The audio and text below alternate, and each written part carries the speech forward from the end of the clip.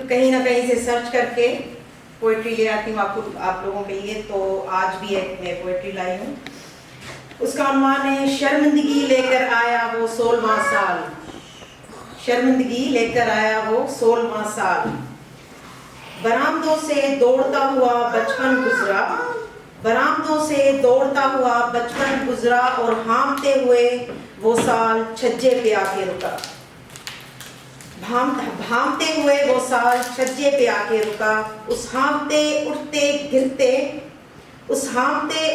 गिरते सीने को दुपट्टे से पहली बार छुपाया था। शर्मिंदगी लेकर आया था वो 16वां साल। हिदायतों के गहनों से सजा हुआ आया था। हिदायतों के गहनों से सजा हुआ आया था। खामोशी की पायलें, गृहस्थी की चूड़ियां और सपनों की आंखों में बंदिशों की कालक अपनी खिलखिलाती हंसी को मुस्कुराहट में समेटे हया का ताला लगाया था। उस साल शर्मिंदगी लेकर आया था वो 16वां साल। अचानक दो चोटियों से एक चोटी रुझाने लगी थी। अचानक दो चोटियों से एक चोटी रुझाने लगी थी। ये साल ऐसा था कि दिल को बारिश भाने लगी थी।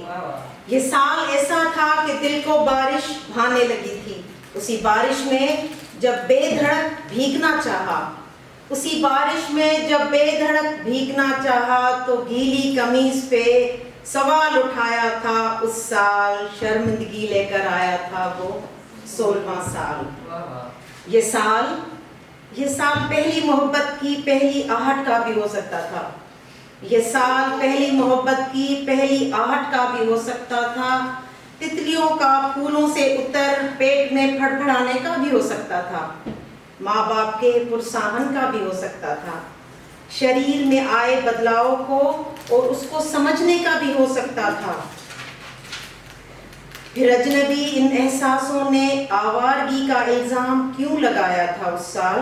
किसी मेहमान की तरह अलग कमरे में क्यों बिठाया था उस साल? शर्मिंदगी लेकर आया था वो 16वां साल।